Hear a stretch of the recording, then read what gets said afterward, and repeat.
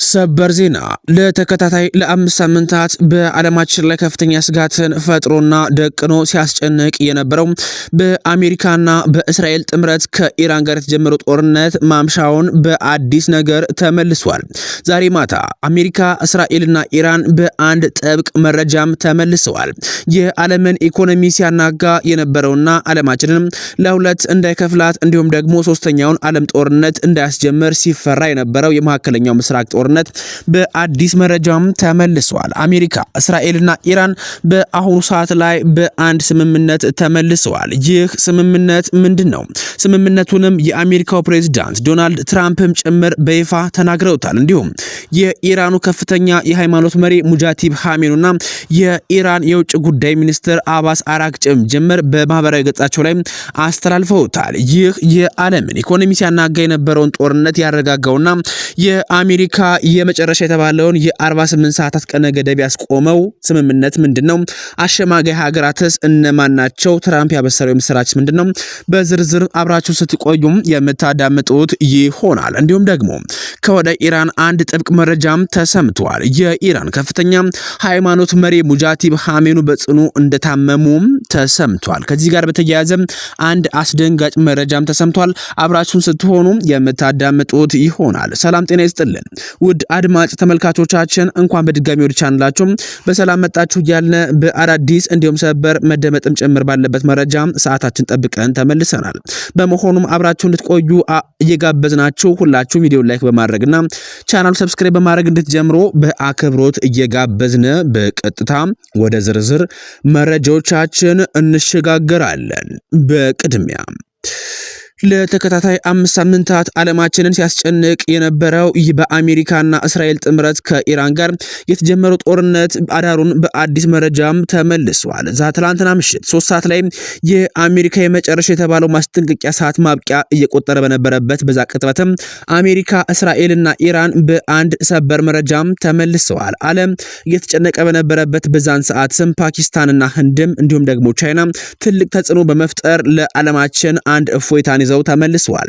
የዓለማችን ኢኮኖሚ ሲያናጋ የነበረው እንዲሁም ደግሞ በብዛትም የአፍሪካውያን ሀገራትና አውሮፓን ሲያስጨንቅ የነበረው ይህ ጦርነትም በሰላም ባይቋጭም እንኳን ለጊዜው እንኳን እፎይታ የሚሰጥ ነገር ዞ እንደተመለሰም ነው እየወጡ ያሉ መረጃዎችም ያመላከቱት። ባለፉት 5 ሳምንታትም በአሜሪካ፣ እስራኤልና በኢራን ጦርነትም ፕሬዝዳንት ዶናልድ ትራምፕ የተለያዩ የጊዜ ገደቦችን፣ ግዴታዎችና ማስፈራሪያዎችን አወጣው ነበረ። በአብዛኛው ግን እንዲህ ግልጽ ሆነው አያውቁም ነበረ። በኢራን ላይ ይከፈታል የተባለው አዲስ ዙር ጥቃትም አውዳሚ ይሆናል። ከጥቂት ሰዓታት በኋላ በመላው አገሪቱ የሚገኙ ድልድዮችም እንዲሁም ደግሞ የኃይል ማመንጫዎችም ዶግ አመድ ይሆናሉ። ትራምፕ ሰኞ ዕለትም በጣም ትንሽ ነው የሚተወው በማለትም ምንም ያህል አውዳሚ ስለሚሆን ጦርነቱም ከባድ እንደሆነና አስፈሪ እንደሆነ አመላክተው ነበረ። ይህ እጣ ፋንታ ለማምለጥም ፕሬዝዳንት ትራምፕ ለኢራን ለኔ ተቀባይነት ያለውን ስምምነት ላይ ለመድረስ አለባት ብለዋል። የዚህ ስምምነት አንዱ አካልም በሆርሙዝ ሰርጥ ነፃ የነዳጅ ዝውውር እንዲሁም ደግሞ የተለያዩ ሰላም ስምምነቶችንም አካቶ ነበረ። የመጨረሻው ሰዓታትን በተቃረበበት በሰዓትም ኢራን ለትራምፕ የግዴታው ለመፈረም ዝግጁነቷን የሚያመላክት ትንሽ ፍንጭ እንኳን አላሳየችም ነበር። የቴህራን መሪዎችም ጊዜያዊ የተኩስ አቁም ስምምነት ውድቅ በማድረግም በአሜሪካ መንግስት ላይ የተጋነነ ያሉትን የግዴታ ዝርዝር ይፋ አድርገዋል። ይህ የአሜሪካውን ፕሬዝዳንት ከባድ ሁኔታ ውስጥም ያስቀምጣቸዋል።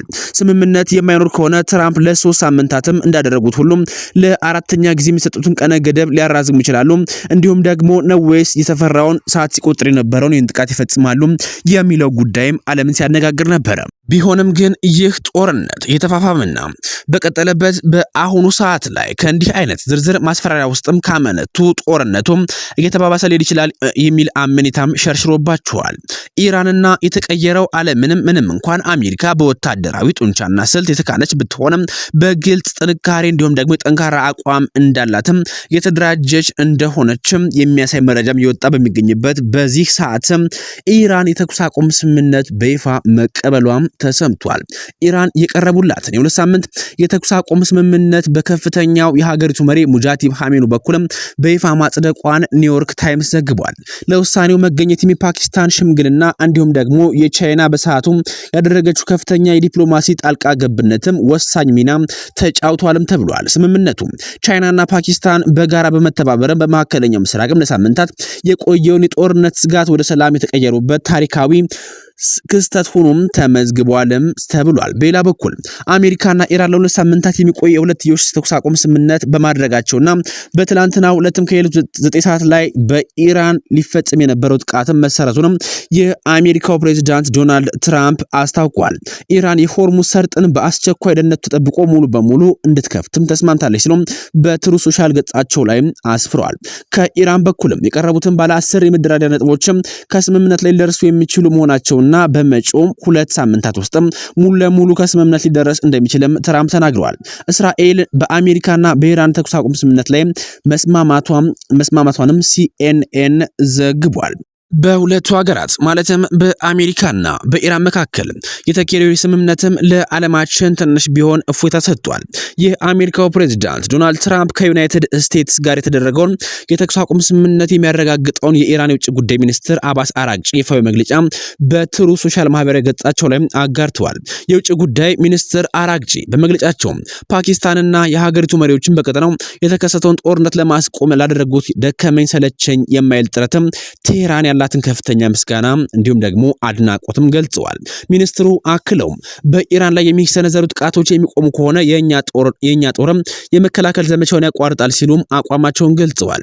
ከዚህ በተጨማሪ በቀጣዮቹ 2 ሳምንታትም በሆርሙዝ ወሽመጥ የሚደረገውን የባህር ላይ ጉዞ ከኢራን ጦር ጋር በሚደረገው ቅንጅት ክፍት እንደሚሆንም አረጋግጠዋል። የአሜሪካው ፕሬዝዳንት ዶናልድ ትራምፕ በኢራን ላይ ሊፈጽሙት የነበረውን መጠነ ሰፊ የአየር ድብደባ ለ2 ሳምንታት ማገዳቸውንም ከቴህራን ጋር የሚሆኑት ልዩ ስምምነት ተኩስ አቁምም ስምምነት ላይ መድረሳቸውንም አስታውቋል። ፕሬዝዳንቱ ይህንን ውሳኔ ያሳለፉትም ኢራን የሆርሙዝ ወሽመጥን ወዲያውኑ ሙሉ በሙሉ እንዲሁም ደግሞ ደህንነቱ በተጠበቀ ሁኔታ ክፍት እንድታደርግ በቅድመ ሁኔታ ውስጥም በማስቀመጥ ነው ተብሏል። ትራምፕ በትሩ ሶሻል ገጻቸው ባሰፈሩት መግለጫም ውሳኔው የተላለፈው የፓኪስታን ጠቅላይ ሚኒስትር ሼህባዝ ሻሪፍ እና ፊልድ ማርሻል አሲም ሙኒር ጥቃቱ እንዲቆም ባቀረቡት የሽምግልና ጥያቄ መሰረት መሆኑንም ገልጸዋል። ይህ ሽምግልና የመጣውን ፕሬዝዳንቱ የኢራን ወሽመጡን እንድትከፍት የሰጡትን የመጨረሻ ጊዜ ቀነ ገደብ ሊያበቃ ከ2 ሰዓታት ያነሰ ጊዜ ሲቀረው ነው። ፕሬዝዳንት ትራምፕ አክለውም እርምጃው የሁለትዮሽ ተኩስ አቁም ስምምነት መሆኑን ጠቅሰው አሜሪካ ወታደራዊ ግቦቿን በበቂ ሁኔታ ማሳካቷና ከኢራን ጋር የረጅም ጊዜ ሰላም ስምምነት ለማምጣት የሚያስችል ወሳኝ ስምምነት ላይ መድረስ መቃረቧንም አስታውቋል። ከኢራን 10 ነጥቦች የያዘ መፍትሄ ሐሳብም እንደደረሳቸውና ለድርድርም አመቺ መሆኑንም ያመላከቱት ትራምፕ ባለፉት ጊዜያትም የነበሩ አብዛኞቹ የልዩነት ነጥቦች ላይም ስምምነት መደረሱና የተሰጠው የ2 ሳምንት ጊዜ ገደብም ስምምነቱን በይፋ አጠናቆ ወደ ስራ ለመግባት እንደሚረዳም አብራርተዋል። ይህንን የረጅም ጊዜ ችግር ለመፍታት መቃረቡን ለአሜሪካ ሆነ ለመካከለኛው ምስራቅ ሀገራት ትልቅ ክብር መሆኑን ፕሬዝዳንቱ በመግለጫቸው አጽንኦት ሰጥተዋል። ውድ አድማጭ ተመልካቾቻችን ይህ የሰላም ስምምነት ለመላው ዓለም ትልቅ እፎይታ ነው። በተከታዩ ሰበሩ መረጃ የኢራኑ ከፍተኛ መሪ አያቶላ ሙጃቲብ ሐሜኒ በጽኑ ታመው አገር መምራት አለመቻላቸውም ተነገረ። የኢራን ጠቅላይ መሪ የነበሩት አያቶላ አርሃሜኒ ልጅ የሆኑት ሙጃቲብ ሐሜኒ በጽኑ ጤና እክል ምክንያትም በኮማ ከተማ በሕክምና ላይ እንደሚገኙ በአሁኑ ወቅትም ራሳቸውን ስተው እንደሚገኙ የደህንነት መረጃ ምንጮች ጠቁመዋል። ይህ የኢራኑ ከፍተኛ መሪ ህመምም ለመምራትም ጭምር እንዳዳገታቸውም ተረጋግጧል። ይህ በሆነበት በአሁኑ ሰዓት ላይ ከአሜሪካ ጋር ስምምነት መድረሳቸውም ለዚህ መሪ እፎይታ እንደሚሰጥም እየተነገረ ይገኛል። በቀጣይ በተረጋገጠ እንዲሁም መደመጥም ጭምር ባለበት መረጃ እስክንገናኝ ድረስ ለአሁን በዚያ በቃን። ሰናይ ጊዜን ተመኘን።